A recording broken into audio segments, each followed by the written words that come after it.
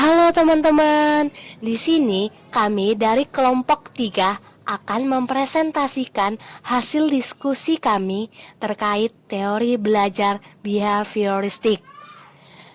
Sebelum itu, izinkan kami memperkenalkan anggota kelompok kami. Yang pertama, saya sendiri, Dea Janet Monisa Siregar. Yang kedua, Eva Wulandari. Yang ketiga, Bagus Trinidad Ramadan. Dan yang terakhir, Hasna Setiani. Sebelum menggali lebih dalam mengenai teori belajar behavioristik, di sini teman-teman udah tahu kan apa itu belajar? Nah, belajar merupakan perubahan perilaku yang dimaksud dapat berwujud perilaku tampak over behavior atau perilaku tidak tampak inner behavior. Perubahan perilaku yang diperoleh dari hasil belajar bersifat permanen.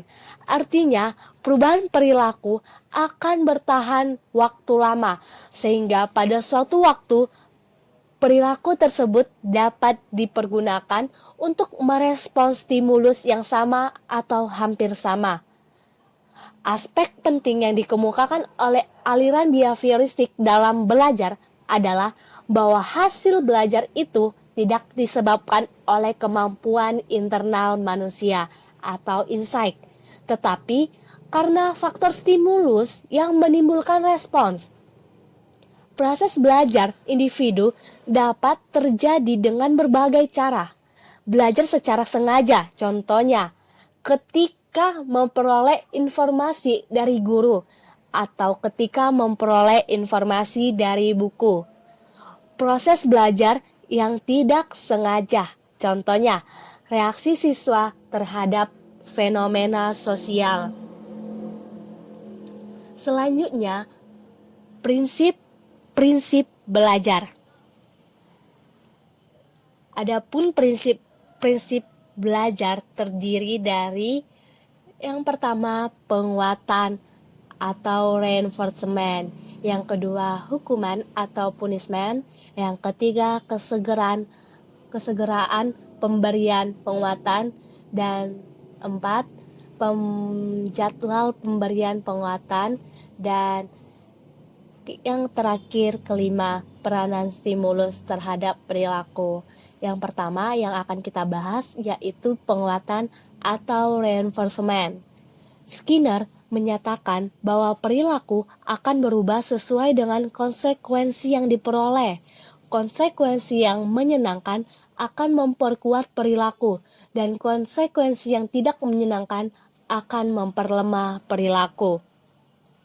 Konsekuensi yang menyenangkan disebut sebagai penguat atau reinforcers, sedangkan konsekuensi yang tidak menyenangkan disebut sebagai hukuman atau punishers.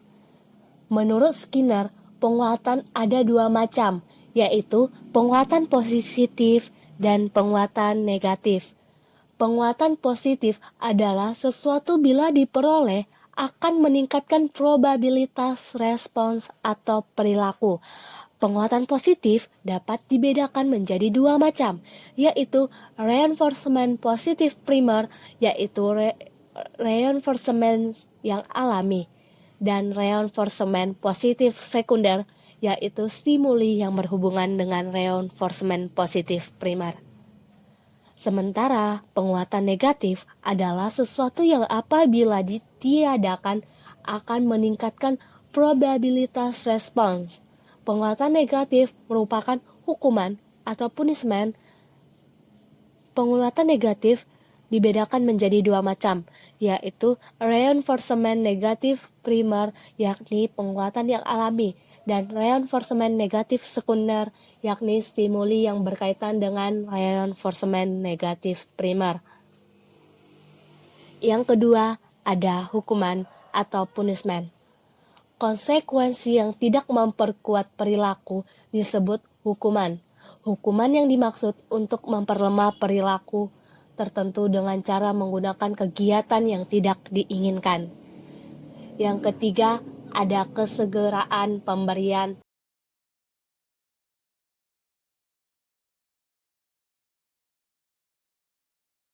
terhadap perilaku yang jauh lebih baik dibandingkan dengan pemberian penguatan yang diulur-ulur waktunya. Balikan kuat kejelasan antara perilaku dan konsekuensi serta dapat meningkatkan nilai informasi terhadap balikan itu sendiri. Yang keempat, ada jadwal pemberian penguatan atau schedule reinforcement. Menurut Edward Lee Thorndike, belajar merupakan proses interaksi antara stimulus dan respons. Stimulus adalah yang merangsang terjadinya kegiatan belajar, seperti pikiran, perasaan, atau hal-hal yang dapat ditangkap melalui alat indera. Respons adalah reaksi yang dimunculkan peserta didik ketika belajar. Juga dapat berupa pikiran, perasaan, gerakan, atau tindakan.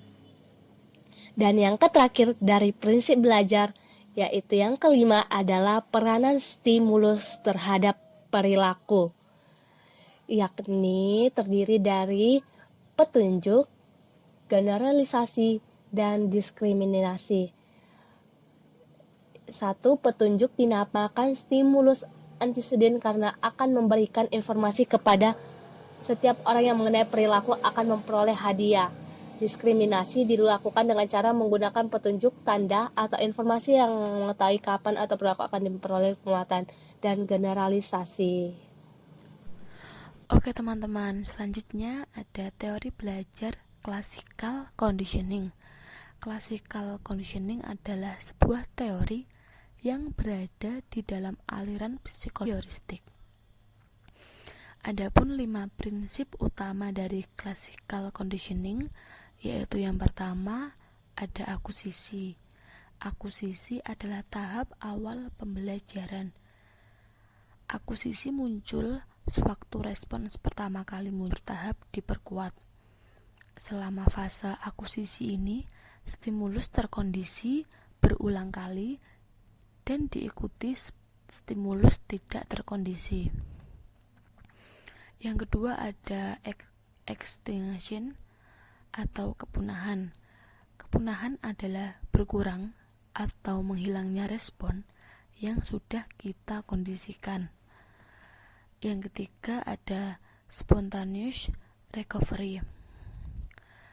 Spontaneous recovery adalah kembali respon terkondisi setelah adanya periode jeda.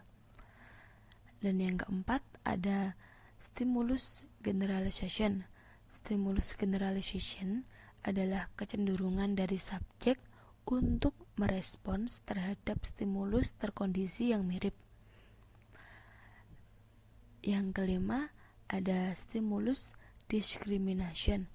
Stimulus discrimination atau diskriminasi stimulus adalah kemampuan untuk membedakan stimulus terkondisi dengan stimulus lain yang belum dipasangkan dengan stimulus tak terkondisi. Adapun proses classical conditioning terjadi atas 3 fase. Fase pertama, sebelum pengkondisian. Bagian pertama classical conditioning membutuhkan stimulus tak terkondisi yang jika dilakukan akan memperoleh respon.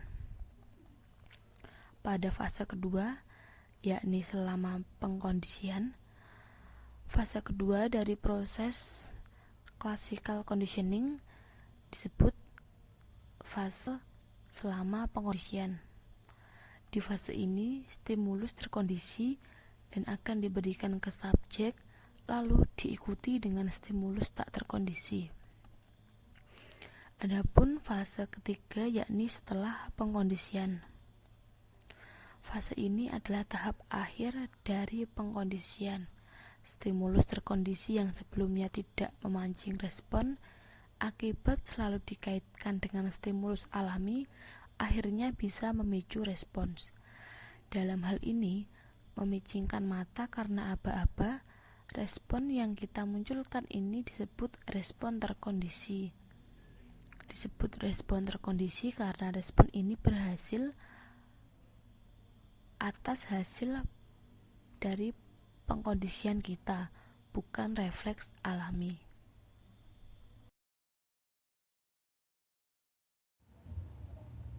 Teori koneksionisme. Menurut Edward Thorndike, koneksi atau connection merupakan asosiasi antara kesan-kesan penginderaan dengan dorongan untuk bertindak, yakni upaya untuk menggabungkan antara kejadian penginderaan dengan perilaku. Dalam hal ini, yaitu bahwa proses mental dan perilaku organisme berkaitan dengan penyesuaian diri terhadap lingkungannya.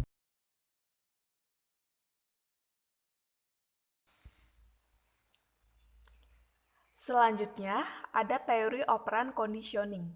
Operan conditioning atau pengondisian operan adalah suatu penguatan perilaku operan, baik penguatan positif maupun penguatan negatif yang dapat mengakibatkan perilaku tersebut dapat berulang kembali atau menghilang sesuai dengan keinginan. Teori ini diteliti oleh Pavlov yang kemudian dikembangkan oleh Skinner. Skinner berpendapat bahwa setiap suatu tindakan yang telah dibuat pasti ada konsekuensinya, baik itu penghargaan untuk tindakan yang benar maupun hukuman untuk yang salah. Tindakan yang ingin mendapat penghargaan akan menjadi suatu kebiasaan dan secara tidak disadari kebiasaan lama akan hilang. Kemudian berdasarkan eksperimen yang dilakukan Skinner, beliau mengemukakan dua prinsip umum yang berkaitan dengan operan conditioning. Prinsip yang pertama, setiap respon yang diikuti oleh penguatan, yaitu reward atau reinforcing stimuli, cenderung akan diulang kembali. Dan prinsip yang kedua, reward atau reinforcing stimuli akan meningkatkan kecepatan terjadinya respon. Kemudian Skinner membagi dua macam pengondisian, yaitu respon conditioning atau conditioning tipe S. Disebut conditioning tipe S karena conditioning ini menekankan pentingnya stimulus dalam meningkatkan respon yang dikehendaki atau diinginkan. Conditioning ini sama dengan classical conditioning dari Pavlov. Kemudian yang kedua ada operan conditioning atau conditioning tipe R. Disebut conditioning tipe R karena conditioning ini menekankan pentingnya respon. Selanjutnya, penerapan teori operan conditioning dalam pendidikan. Menurut Skinner, konsekuensi itu sangat menentukan apakah seseorang akan mengulangi suatu tingkah laku yang sama pada waktu yang lain atau di masa yang akan datang. Mengendalikan konsekuensi yang timbul dari tingkah laku tertentu dapat menyenangkan ataupun tidak menyenangkan bagi yang bersangkutan. Bermacam-macam penjatahan waktu bagi konsekuensi dapat juga berpengaruh pada yang bersangkutan. Selanjutnya, aplikasi Skinner terhadap pembelajaran diantaranya bahan yang dipelajari dianalisis sampai pada unit-unit yang terkecil. Hasil belajar harus segera diberitahukan kepada siswa, jika salah dibetulkan dan jika benar diperkuat. Dalam proses pembelajaran, tidak dikenakan adanya hukuman. Dalam pendidikan, mengutamakan mengubah lingkungan untuk menghindari pelanggaran agar tidak menghukum. Tingkah laku yang diinginkan pendidik diberi hadiah. Hadiah diberikan seperlunya saja atau kadang-kadang. Tingkah laku yang diinginkan dianalisis kecil-kecil sampai meningkat mencapai tujuan. Dalam pembelajaran sebaiknya digunakan pembentukan atau shaping, dan yang terakhir mementingkan kebutuhan yang akan menimbulkan tingkah laku operan. Modeling dan observational learning. Menurut Bandura, teori belajar operan conditioning yang dikembangkan oleh Skinner menekankan pada efek dari konsekuensi perilaku dan tidak memandang pentingnya modeling, yakni meniru perilaku orang lain dan pengalaman yang dialami oleh orang lain, atau meniru keberhasilan atau kegagalan dari orang lain.